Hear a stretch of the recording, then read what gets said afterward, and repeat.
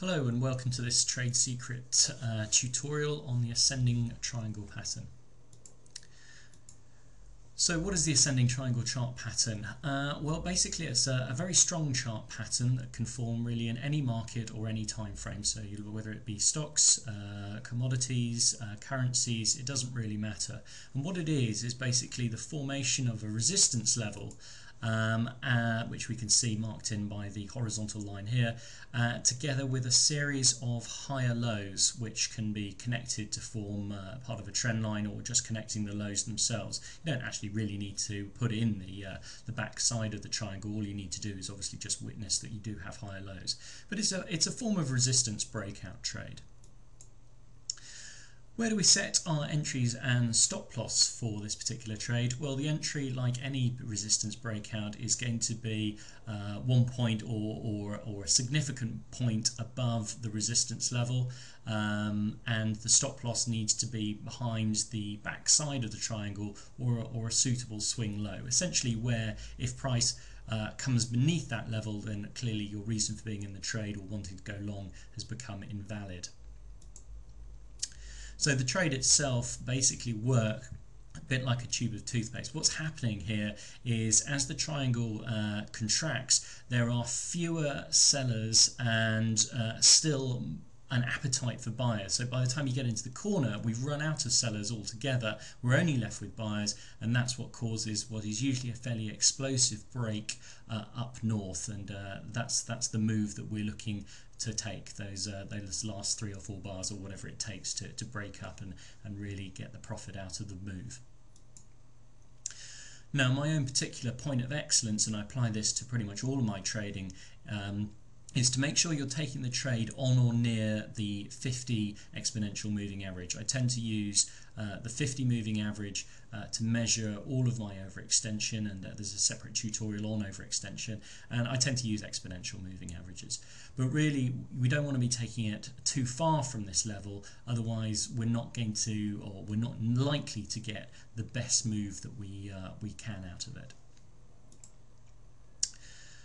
So let's have a look at some examples of the ascending triangle now, and I'm just going to flick to my charts, and I'm going to start off with this one, which is for a company called Gem Diamonds. It's a trade I took recently. Gem Diamonds is a UK FTSE 350 stock, and you can see where I've marked in blue the triangle, and it's fairly straightforward. The triangle is contracting, and then eventually, basically on about the 6th of April this year, a very explosive move north. And again, witness how we got the proximity of the 50 moving average to satisfy our overextension concerns. It's a very big move on the first day. Unusual to get such a big move on the first day, admittedly, but because it had moved quite so far and so quickly, I actually locked in profit. I moved up my stop loss pretty much at the end of day 2, and I got pipped out on day 3. There was a little bit more profit to be had, but you know, fear and greed rules trading, and at that particular point on day 3, I'd had a good profit, and I was willing to take the money at that time. Let's have a look at another one. Let's have a look at Rolls-Royce. Just move that across, and we can see here another wonderful triangle setup, again over a little bit of a longer period of time. This set up over a few months, and I've been tracking this along the while. This breaks on about the 11th, quite a violent move on the first day. Actually on the days 2 and 3, we actually get a retest of that resistance level that we've broken through, testing it as support. So if you missed actually getting in on the trade on the break through the resistance level, then you could have actually got in on the retest, and you could have obviously got a tighter stop loss out of it, and we see that goes on to make some very good money as well. Now, those are a couple of stocks. Let's have a look at some of the currencies. So this is the Australian Aussie dollar. We see a very clear Aussie triangle forming on the daily chart here. It's broken north again. Now obviously it's come back down again and looks as though it might well be retesting, but really we would have been well out of this trade by that particular point in time. So we're looking to take the big move up, and we get out as soon as the energy seems to be leaving the move. And then finally, let's have a look at one of the cross currencies. Let's have a look at GBP CHF. And again, this is on the daily time frame, and this is what I've just marked in here. So Wasn't quite such a powerful move, but you know, there was money to be made here, ensuring you didn't put your stop too aggressive.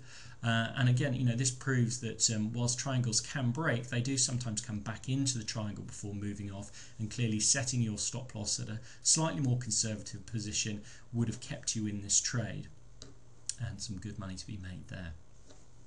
Okay, hopefully that's giving you a bit of a taster of some live examples. Let's back to my presentation. Oh, not that one anyway. Let's try that one. So what is it? The ascending triangle is a very strong chart pattern. It's one of my favourites, certainly to locate and trade. It's found in all markets and time frames. It occurs in all markets and time frames, so therefore, you know, it's applicable to all sorts of traders out there. Certainly, as with the majority of all trades, much better when taken in the direction of the trend. So if you can find ascending triangle in an already existing strong uptrend, that's the best triangle to take. And we obviously only enter on the break of the resistance level. You don't be tempted to get into the trade early, because what if it doesn't break the resistance level and falls back? Not a good place to be. So make sure it has broken the resistance level before you enter. And then finally, my own point of excellence, make sure you take the trade on or near the 50 moving average. You don't want to be taking when it's already overextended, because it does mean there is a greater chance that the triangle is not going to break quite so well, and you're not going to get so much profit from the trade. So hope that was useful. Thanks very much.